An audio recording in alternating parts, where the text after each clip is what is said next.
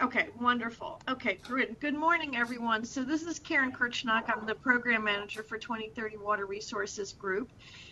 Today's webinar series is on Kenya. It is being recorded, so everyone to be aware that it is being recorded so that we can share with steering board members who are not here. Just for everyone's background, for those who have not been able to join before, we started this to help share information with our 2030 WRG Steering Board because our steering board meetings are too short to go deep into each of the country programs. So this is in a series of webinars. We've had Peru, India, Mongolia before, and now we have Kenya as the focus for today. So we're going to have a number of presentations, and then we'll have a chance for questions and answers at the end. As I said, it is being recorded, so it will be shared with the steering board members who are not able to join today. And then we'll proceed by sharing that later. So we'll have a mix of participants in terms of 2030 WRG steering board members and staff and team members. But it's a great opportunity to go a little bit deeper and hear all the great work going on in countries. So in this case, it's Kenya. I'm going to be then turning over to Joy at this point to get us kicked off and walk us through the program, and then I'll come back in at the end. Thank you. Okay, thanks, Karen. Just to take you through the agenda for the Kenya webinar, I'll start with a brief introduction into the Kenya program, give you a bit of context on the country information and the thematic focus areas that we are looking into. I'll also briefly describe the governance structure of the partnership in Kenya. And then after that, I'll go into a deep dive on the industrial work that we are doing. And then after that, also give a quick overview of our second initiative that ties between the industry work and the urban work. And then after that, I'll give one of our speakers an opportunity to give his perspectives on the industry work. Then after that, a second deep dive on the urban water work with the water utilities. And right after that, again, we'll have one of our partners give his perspective from the public sector side on the work that we are doing with utilities. And then I will wrap up with a quick overview of 3 other initiatives that we are working on. But before I start, I'd like to introduce our 2 speakers today. Right next to me is Richard Fox. He's the Sustainability Director for Flamingo Horticulture. He's also a member of the Kenya 2030 Governing Board, representing the private sector. He's has been a chairman of the Kenya Flower Council, which is the largest umbrella body for the flower farms in Kenya. He was also instrumental in the establishment of the first MSP in Kenya called the Imarisha Naivasha. He's also a trustee still with Imarisha Naivasha, and just recently he was elected as the president of the Union Fleurs, which is an international flower trade association. So he has very extensive experience in the Kenyan water sector, as well as the private sector, and a very passionate water resource engineer that drives a lot of reforms in the country. And second is Engineer Chengo, who will be a deputy director from the Ministry of Water, also a member of the 2030 Water Resources Group partnership, and a key liaison between the Ministry of Water and the Secretariat, which is our team, and has served in the ministry in several positions for more than 15 years. So let me quickly go into the presentation. I'm starting with an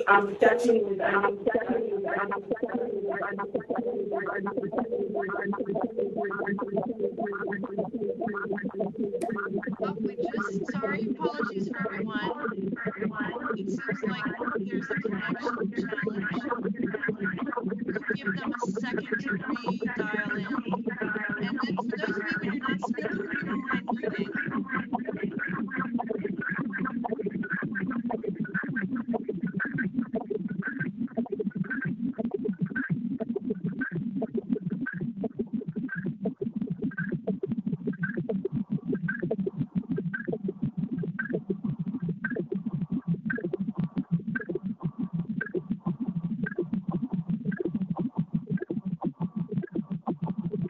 Apologies, everyone, on the event.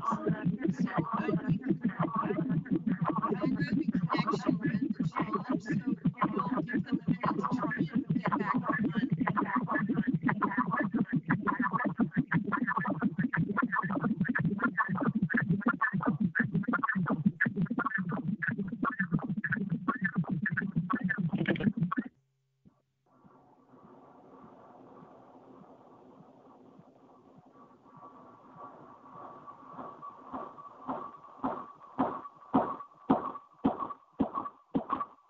you, Meseret.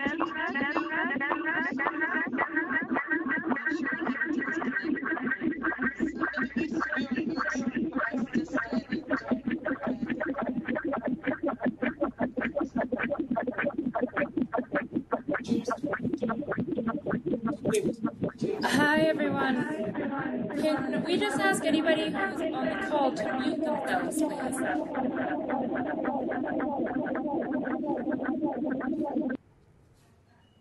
Okay, great. I think that's solved the issue. Okay. So I'll continue with the presentation, starting with the country context for Kenya. And we started work back in 2014 with a letter of invitation from the government through the Ministry of Natural Resources and Water at that time.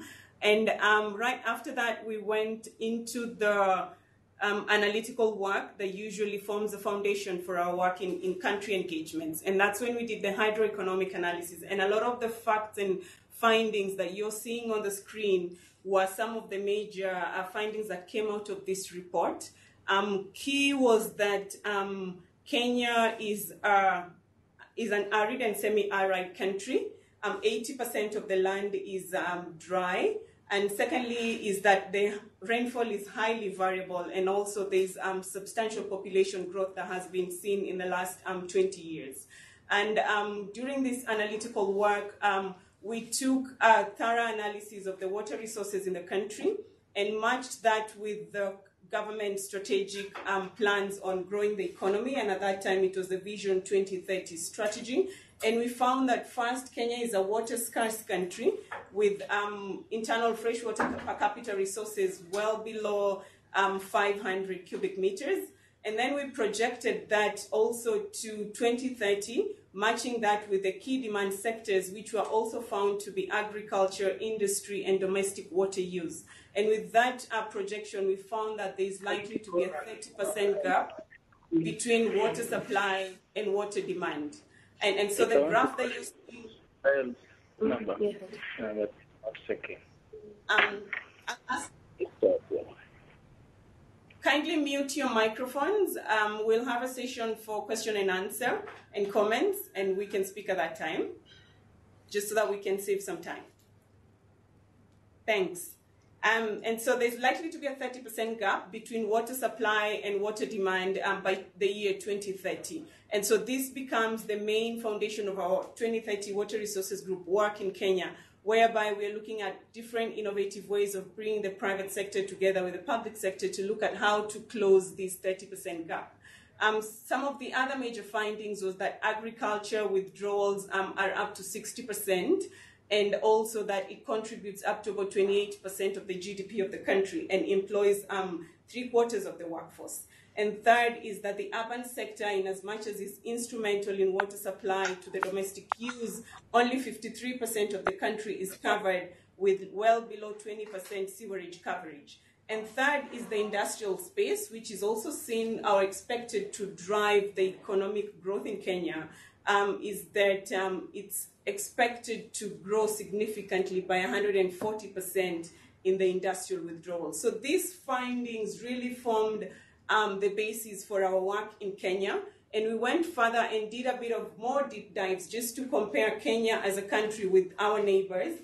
And on the left of the screen, that graph compares the internal freshwater resources per capita compared to our neighbors like Tanzania, Ethiopia, and Uganda. And you'll see that Kenya is right at the bottom of the graph. And that just emphasizes the scarcity of the challenge. And on my right, you see the graph that looks at water productivity as a country.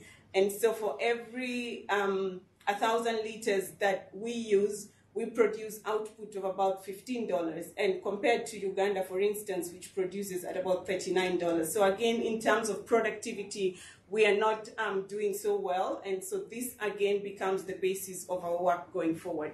But another key finding as we continue doing our work is we realize that our freshwater resources keep declining. And when we did this study, we were at about 556 cubic meters, but now we stand at about 440 cubic meters. So it keeps declining as we go along. So more and more reason why we need collective action when it comes to water resource management. So just giving you a snapshot into the governance structure of the partnership in Kenya. On the left, on the right of the screen is the structure that shows the apex body being the governing board. And this is a national platform that is currently chaired by the Cabinet Secretary in the Ministry of Water. And he has a co-chair from the private sector side, Vimal Shah, who was previously the chair of the Kenya Private Sector Alliance. And that's the same board where Richard and Engineer Chengo also sit. And right below that, then we have the work streams. And these work streams are also defined based on the key sectors that use water in Kenya. So we have a work stream that looks at agricultural water management, a second work stream on urban water management, and the third on industrial water management. And right at the bottom of that structure is the 4 main programs that we are looking into. So one that looks at climate smart irrigation. Second is one that looks at water resource management in the critical catchments, starting with Mount Kenya region. Third is the non-revenue water reduction work that I will talk about. And finally is the Kenya Industrial Water Alliance. And the logos at the bottom just give you a flavor of the partners in the governing board, which is a mix of private sector, civil society, as well as the government. And we largely is also the umbrella bodies that represent several private sector companies like the Kenya Private Sector Alliance, the Kenya Association of Manufacturers, the Kenya Flower Council, as well as the Kenya Water and Sanitation Network. So I will go right into the first deep dive that is going to look at industrial water management. And to be able to really drive action and facilitate dialogue in this space, we started off by establishing an alliance that we call the Kenya Industrial Water Alliance. This we did in partnership with GIZ's program on international water stewardship program. And this alliance brings together private sector, civil society, as well as government, the same mix that we have at the national level. And initially, the challenge here was to look at the water-related risks that are affecting industrial growth in Kenya. And we were able to launch the alliance in 2016, and currently the chair of this alliance is the Kenya Association of Manufacturers Executive Officer, together with the Water Resource Authority, which is the national agency that regulates water resource management. And so far, it has been a very instrumental knowledge exchange platform, looking at sharing best practices between multinationals and local indigenous companies. And now the alliance is moving into project development. And I would just like to take some time and focus on, so what's the project that the Industrial Water Alliance is looking at? So looking at the challenge that I highlighted at the beginning, whereby Kenya is a water scarce country, and at the same time, the economic growth is largely pegged on growing the manufacturing sector, then it becomes a challenge for industries to grow when their main input or the key raw material that they need is scarce. And we looked at, we took a deep dive on looking at the industrial water and comparing this with the economic plans that the country had, and found that it's projected to grow by about 140%. But we realized that there's challenges of climate change. We have stretched out droughts. We also have lower rainfall than we have been expecting. At the same time, the patterns have changed. We've realized that a lot of companies have been facing declining groundwater levels. And so on the supply side, there is a strain. And so the work is looking at how can we drive more efficiency on the demand side. And the other roadblocks that we came across is the incentives that currently there isn't a strong regulatory environment that drives or promotes efficiency. And second is that there isn't a strong business case for investment in water efficiency. And a lot of industries do not understand the true cost or the value of water. And in addition to that is also the data and the reliability of that data. It sits in different buckets, different pockets within the government institutions, and there isn't one central database that either policymakers or investors can use to advise their decisions on investment in water. And third is just generally lack of awareness and coordination between the different actors within the government. So these roadblocks, these challenges are what drove us to design an online platform that looks at addressing all those different challenges. And so this online platform is looking at promoting sustainable water management and pollution prevention, first by improving the way data on water use, water withdrawals, water consumption is reported, collects it in one central database, analyzes it, and uses it to advise investments in water efficiency. And the focus area for this initiative, which is driven by the Kenya Industrial Water Alliance, is the Athi catchment. And this is the most water scarce or water strained catchment in Kenya. If you look on the top right-hand corner, you'll see a graph that just shows the different variations of stress levels in the different catchments in Kenya. And at the top with a red box around it is the stresses that the Athi catchment faces. And this is the same catchment that hosts Nairobi and Mombasa, which are the largest industrial centers in Kenya. And so there are challenges of flooding, challenges of over-abstraction, challenges of water pollution, as well as increased agricultural water demand. So this online platform will start with the first step in just getting industries to understand their water use, monitoring it, and providing a platform where they can report. And as 2030 WRG, our role is providing the technical assistance in putting this online platform together with other partners, such as the Kenya Association of Manufacturers and the Water Resource Authority. And the second step on that online platform is to, once the data is collected, is to analyze this data against local and international benchmarks. And that just helps industries to compare themselves to their peers, and also both at a local level and at an international level, and identify areas for optimization or reduction. And so once those areas have been identified, the platform will be able to link the industries to different solution providers, either in terms of technology solutions or financial solutions to promote investment in water efficiency. And at the end of the day, this online platform will become a source of information for policymakers to be able to advise water allocation and water supply investments. Second is it becomes a pipeline of high potential investment opportunities for water efficiency. And after that, it becomes a source of data whereby we can track performance, we can track improvements, we can track efficiency in industrial water management. And so at this point, we are at the point where we are moving towards signing a partnership agreement between the key actors, and that is the Kenya Association of Manufacturers as the main host of this platform. And Kenya Association of Manufacturers was selected on the basis of they are the largest association that brings the manufacturing industries together. And so they have their mandate to promote this within their membership. And some of the expected results at the end of the day is, first is that we intend to have a tool that will systematically collect and aggregate data for the regulators, for the government, for the industry itself, as well as the solution providers and the water resource user associations. And just to point out that in as much as the Kenya Association of Manufacturers is the one that is hosting this platform, we are looking at industries at a broader level, whereby other than manufacturing, we also have the services and hospitality sector, as well as the agribusiness sector, which is also a major user of water.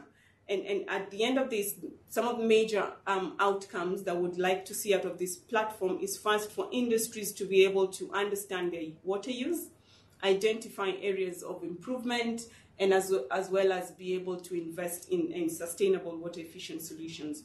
In addition to that, the government authorities will have necessary data for fair allocation of water resources and management of the water resources as well. And also this will be able to address our challenges around abstraction and pollution prevention, and also enforcing regulation. And at the end of the day, what we'd like to see is increased resilience and reduced water-related risks. I'd like to just stop there and give Richard an opportunity to give his perspective on what he thinks about this online platform and the whole initiative around promoting sustainable industrial water management among the industry in a broader perspective. Thank you, Joanne.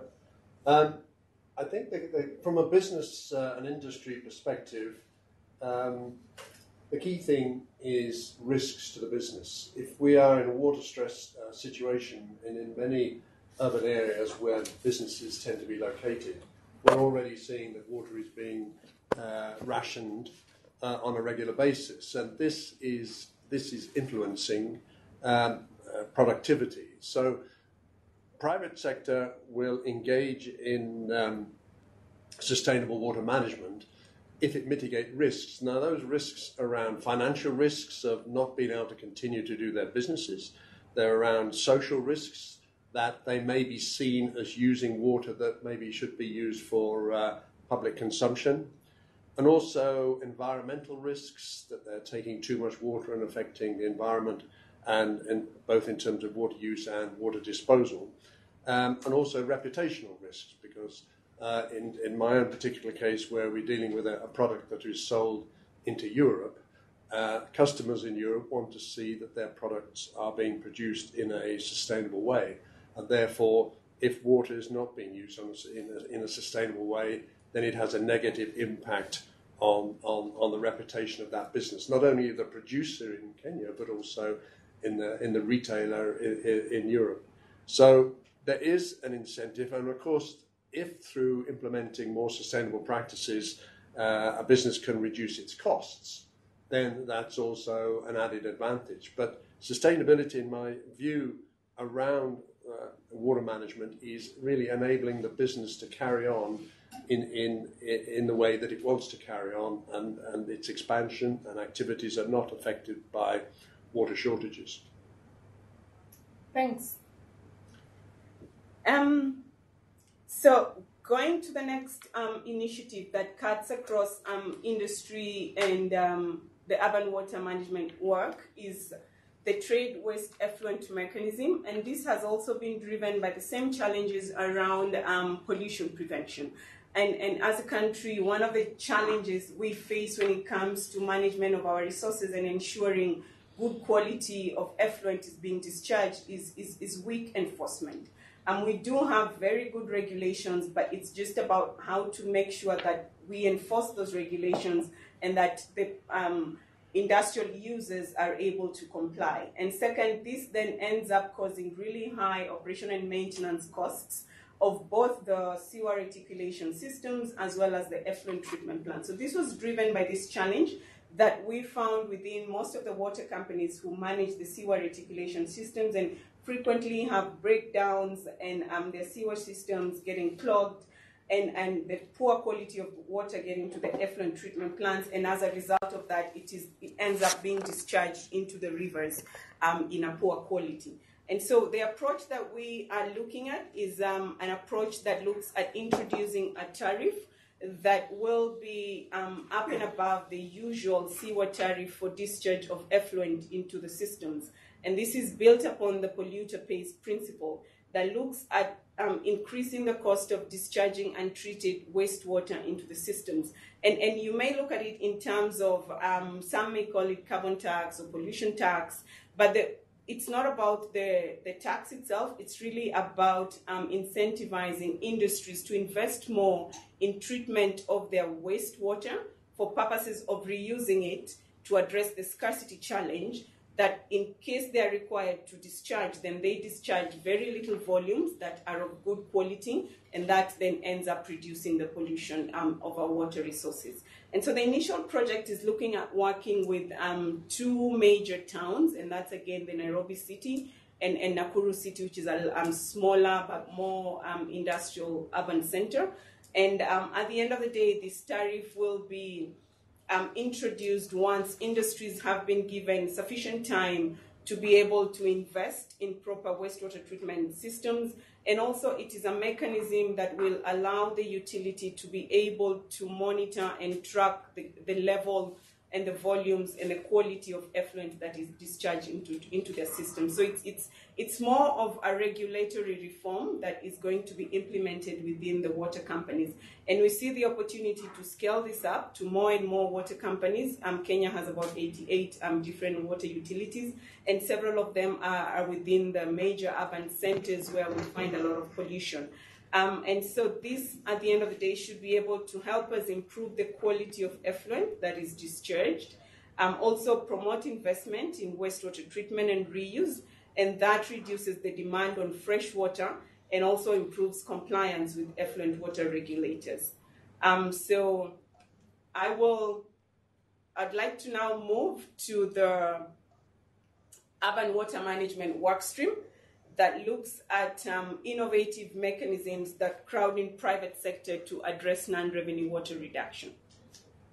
And again, this is one of the thematic focus areas that was selected out of the hydroeconomic analysis that looks at driving efficiency and plugging the leaks that in the domestic water usage space.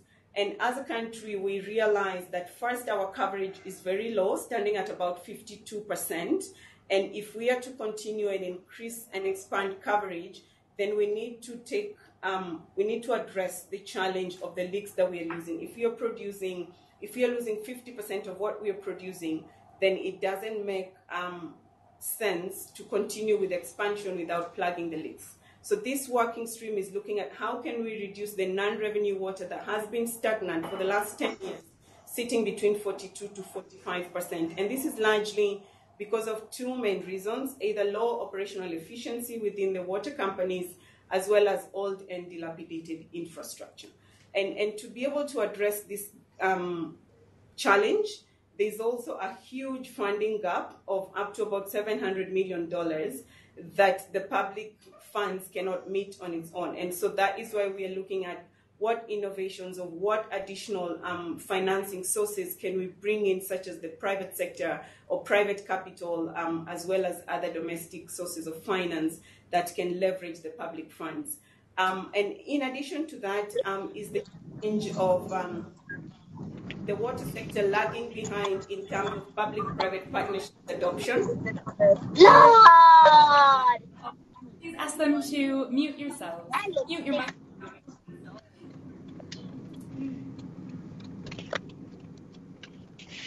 We're kindly asking everyone on the call to mute themselves on their microphone, as it gives a lot of feedback. Thank you so much. Yeah, and the last challenge is that the water sector in Kenya is lagging behind in terms of adopting public-private partnerships. So this is an initiative that started back then in 2014, and we've seen sectors like the energy sector and the transport sector taking up this approach and crowding in private capital. Yet the water sector still lags behind because of several reasons, such as socio-political sensitivities and generally low awareness of how PPPs would work. And so this work stream is also looking at creating more awareness and creating a better understanding of how the water utilities or the public sector could partner with the private sector to address the challenge of non-revenue water. So I'd like to describe one initiative, the Performance-Based Contracting initiative, as one way to bring an innovative partnership between the private sector and the water utilities as an opportunity to close this sector funding gap, but also to bring in operational efficiency, innovation, and creativity from the private sector in a holistic approach to address the challenge of non-revenue water.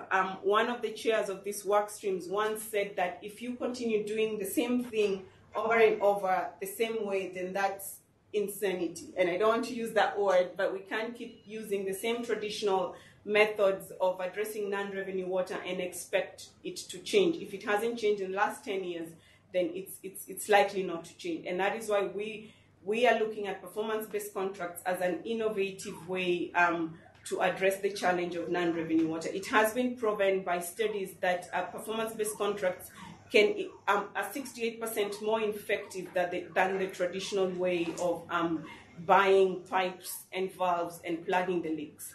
But this is a more holistic approach that gets the private sector to bring upfront capital in terms of the capital investments, and they are paid based on performance. And so it's not about the number of pipes that you've supplied, but how have you reduced the non-revenue water from X to X minus 10, or from 45% to 25%.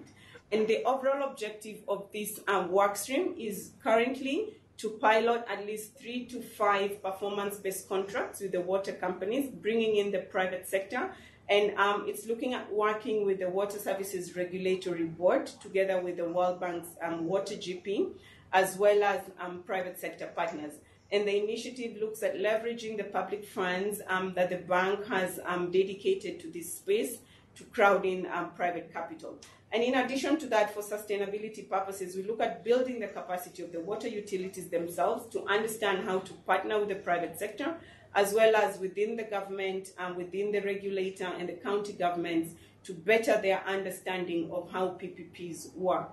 And so it's taking a holistic approach that will look at 3 main buckets. First is the financial governance and technical capacity of the public sector. Look at the utility service and operational performance. And third is looking at the institutions and the regulations that govern public-private partnerships. So once we have the 3 to 5 performance-based contracts, we intend to mobilize at least $5 million in private capital for these 5 specific projects, and also improve the operational efficiency of these utilities and their financial sustainability to continue attracting commercial finance or private finance. And at the end of the day, would like to see the urban sector contribute to reducing the water supply demand gap by about 1.5%. It may look small, but it's because, again, the country is only 50% covered. If we were 100% covered, then probably the reduction to the gap would be much higher.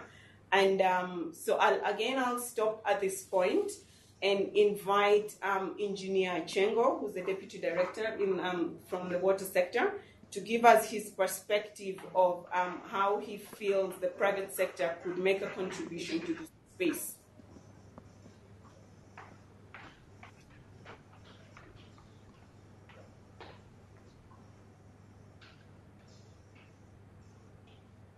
Let's just give him 2 minutes.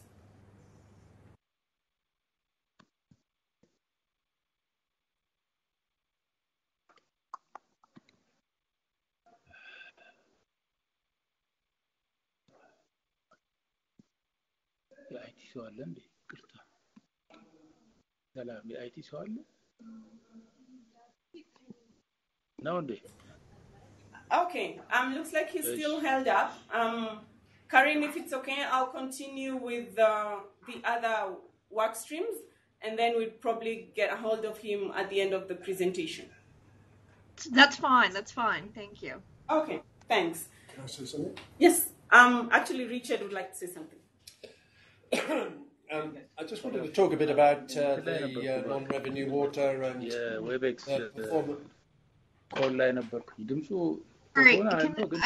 those who are not, could you please mute if you're not speaking? Could you please mute if you're not speaking? Thank you.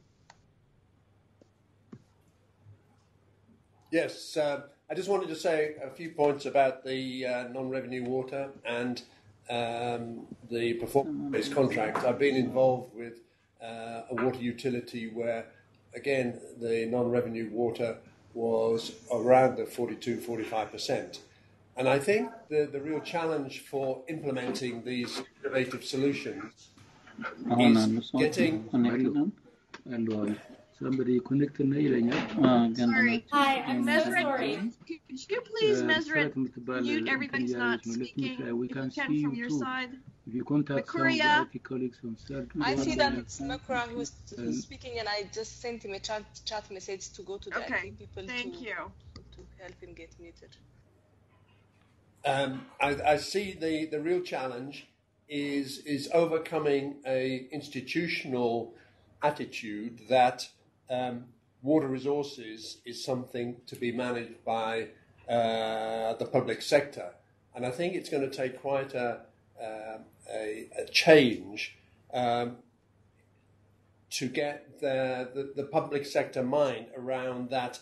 If we want to get the private sector engaged, there needs to be much greater transparency in the way that both water resources and effluent disposal is managed. I think if the private sector can see there is a high degree of transparency in the way these things are being managed, then there'll be a greater incentive and more enthusiasm for the private sector to get involved in this.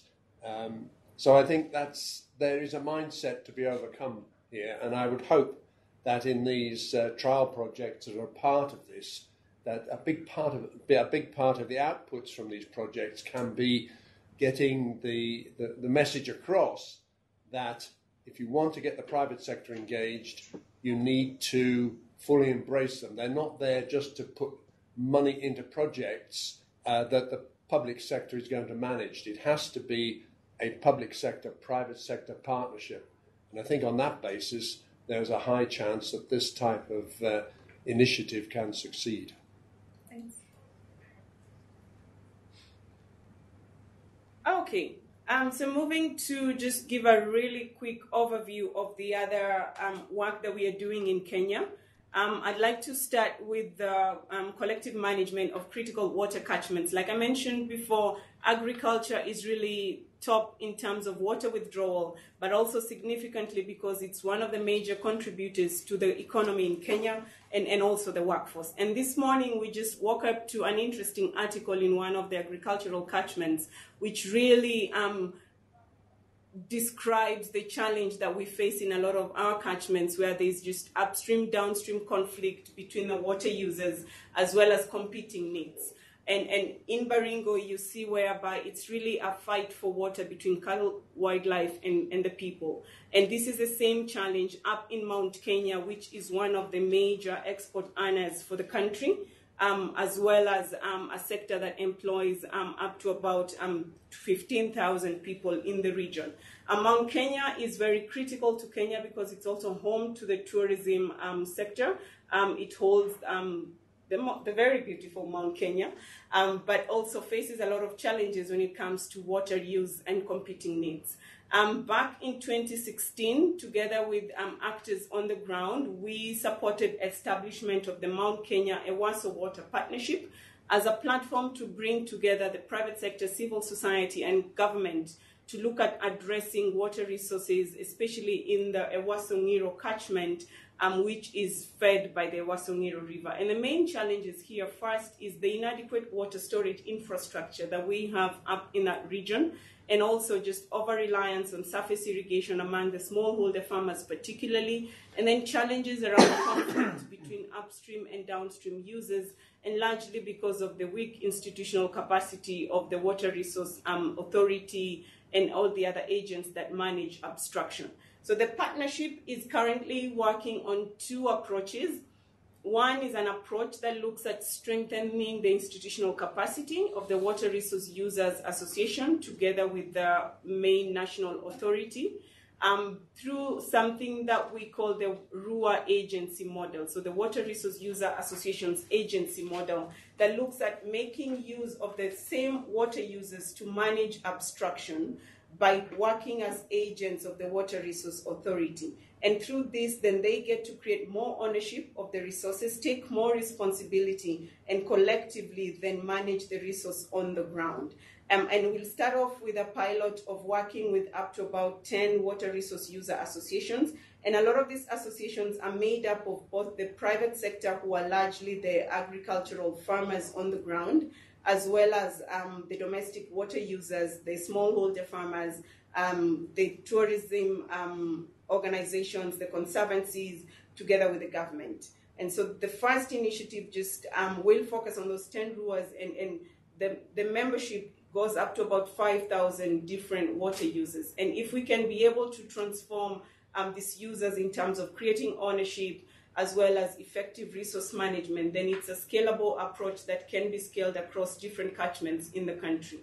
Second is looking at an innovative financing mechanism to promote investment in household or on-farm water storage to address the challenge of inadequate water storage infrastructure.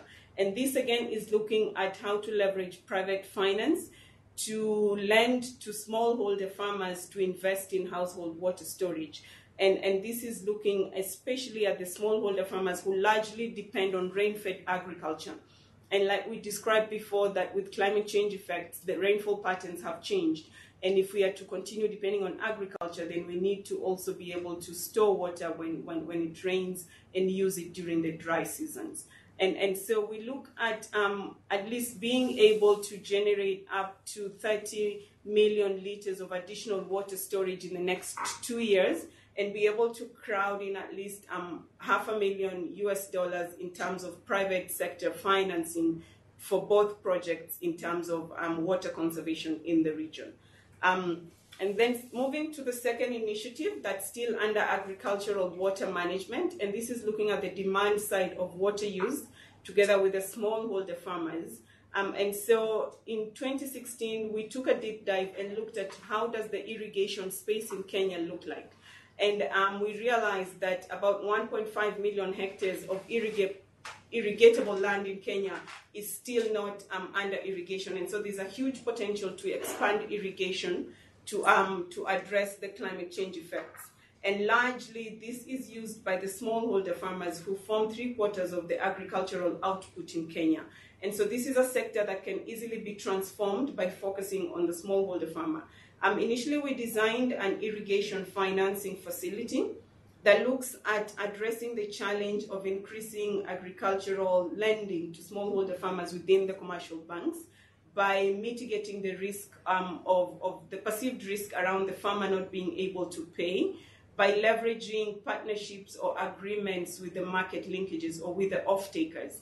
And in addition to that, we bundled this financing facility with a risk-sharing facility in place to for the financial institutions to be encouraged to lend. And third is technical assistance and agronomical support for the farmers, because lack of awareness on the efficient irrigation methods as well as proper inputs was lacking, and this was also one of the issues that was affecting investment in irrigation.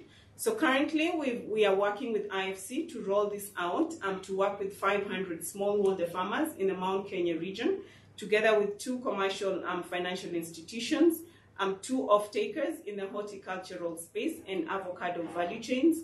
And the focus area currently is the Mount Kenya region. Again, like I said, it's a very agricultural intensive region in Kenya. And so this initiative will be able to help us first address the challenges of food security in the country, also increase agricultural productivity by using less water for more products, and then just increasing the yields, because during the study we also found that using efficient irrigation methods such as drip and sprinkler can increase the yields by up to about 7 times.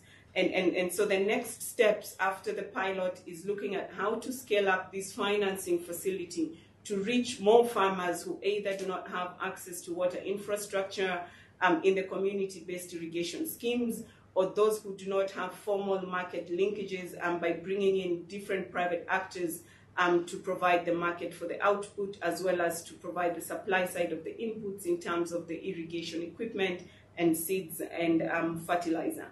And the scale-up opportunity is in partnership with the Ministry of Agriculture, as well as the National Irrigation Board, and also different World Bank practices that are looking at increasing agricultural productivity in Kenya. So I will stop there and give this back to Kareem just for any questions, comments, or additional information from the participants. Great, thank you, Joy. Do you know Engineer Kengo? He probably is unable to join, right? He was stuck in traffic? Okay. Yeah. I just want to make sure if I needed to open back up for him to have a chance to comment. Well, please pass on. At least we were pleased that he could try to join. I know it can be challenging with the traffic in Nairobi. So wonderful. Thank you, everyone. And thank you also, Richard, for all your interventions. We have about 10 minutes for questions and answers, so we'll open it up. But I just want to come back to you, Richard. You had talked about this mindset change that needs to happen in terms of a larger role, in terms of water resource management between public and private sectors. Just coming back to that question, what else do you see in terms of the role for the private sector in Kenya in the near term or maybe even midterm? I mean, what opportunities are there? You mentioned these pilots could be a good way to build the trust among the different institutions to change that mindset. But what else do you see that you think is needed in terms of smoothing a path where we can move toward better water resource management, especially considering all the challenges, that Joy described, and the importance of bringing in the private sector? If maybe you could go a little bit deeper on that, or other opportunities that you see, and then I'll open it to others to come in so they can prepare their questions. Yes, thanks. There are already, as Joy mentioned at the beginning, a project that I was involved in Naivasha using this public sector, private sector participatory model. And I like to add an extra P, which is people. You've got to bring people into the equation as well. So where you have a mixture of industrial activity, and industrial activity, I also mean agricultural activity, but you also have people who rely, and I'm thinking here more in the rural setting. You look at Lake Naivasha, you have fishermen who rely on the lake, you have the tourism industry, you have smallholder agriculture, you've got the biggest geothermal plant in Africa sitting on the edge of it. So there are all sorts of challenges there. And what, in fact, the government was able to do is to bring all those individual parties together so that we come up with a development plan, a sustainable action plan, so that when we move into times of water stress, everybody understands what the challenges are. In 2009, when Lake Naivasha was under stress, all sorts of fingers were being pointed at individuals for causing the problem.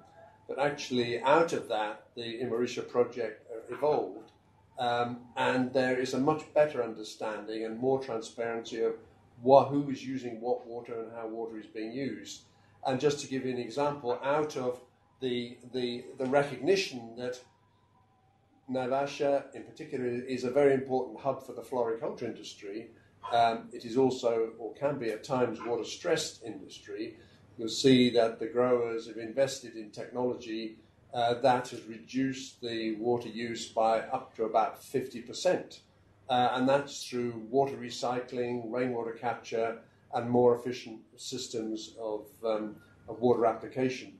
So my point is there are other projects around that can be used as models to demonstrate that the private sector is keen to get involved in water management because it mitigates risk to their business. And I think there are two areas.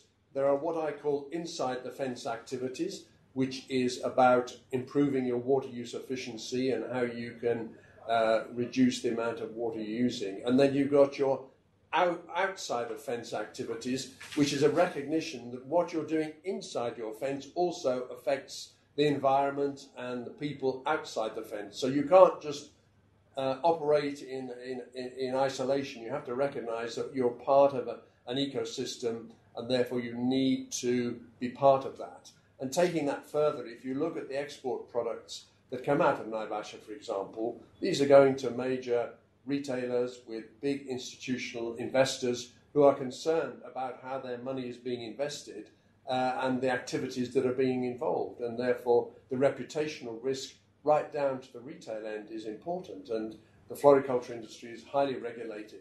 And also maybe just highlight the data side of it. We, as growers, are required to submit data on water use, power use, pesticide use, fertilizer use for scrutiny by third parties to make sure that we are doing things properly. And I was trying to think of a way that industry could be encouraged to also be more open in terms of their water use. Because you'll find scattered around, for example, the Nairobi industrial area, I've got no idea how many boreholes there are, but I bet there are a lot. And these are all being used by people who found there isn't enough municipal supply.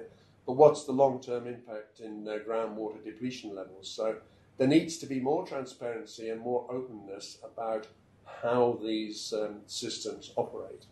And just one final point, it's slightly misleading, if I may say, Joey, on the first slide where you say that 60% of water withdrawals relate to 65% of exports. I think it's a little confusing because export production represents only 5% of total agricultural exports, agricultural production in Kenya. So it's a small, highly efficient and highly intensive process. So there's a little bit of maybe misunderstanding about how you relate the exports in agriculture to the total amount of water withdrawals. But I think my point is there are models that can be replicated elsewhere, and that's what the Mount Kenya model also seeks to do, because that's built very much on the principles that Imarisha was set up. And there's also a similar one in the southwest Mao where the tea industry is supporting more sustainable water management and water use in the eastern Mao.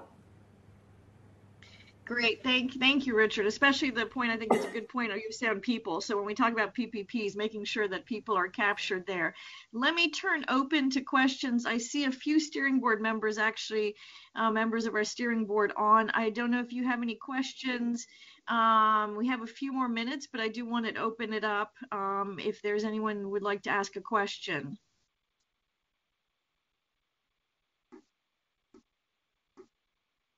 And you'll have to take yourself off mute as just as a reminder if you'd like to ask a question. And then if you don't mind also introducing yourself, that would be great. Thank you. Karen, this is Ajit from 2030 WRG India. Can I ask a question? Sure, go ahead.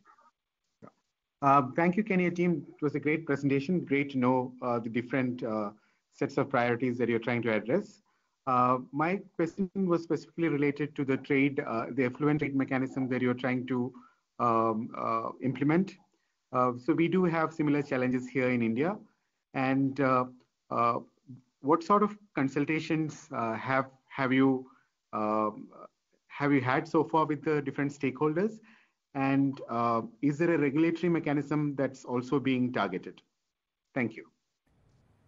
Thanks, Ajit. And true to your question is that the communication piece is the most important part of this project, whereby it came through all the different forums that how we communicate this trade effluent management mechanism is what will dictate the result or the success of the mechanism. And so we are working with the industry associations who are the bodies that have the industrial players as their members to really champion this initiative.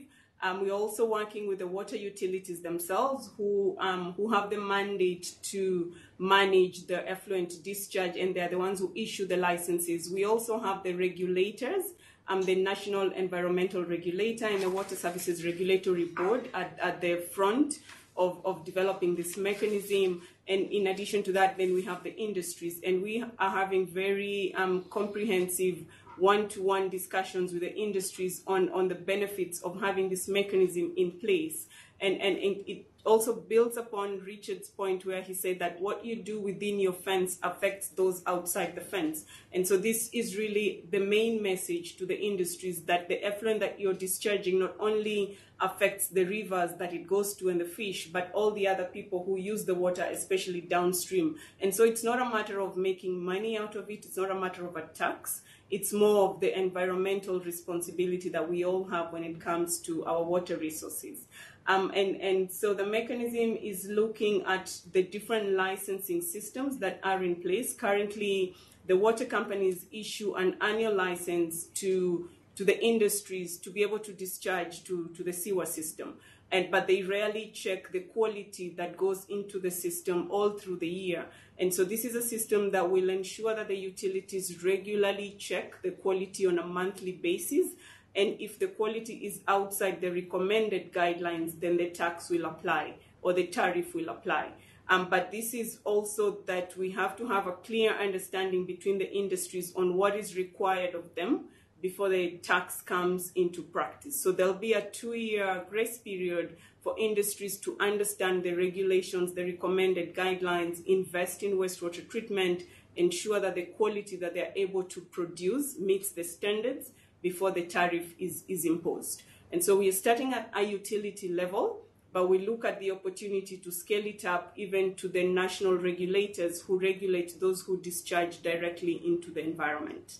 I hope I answered your question, Ajit.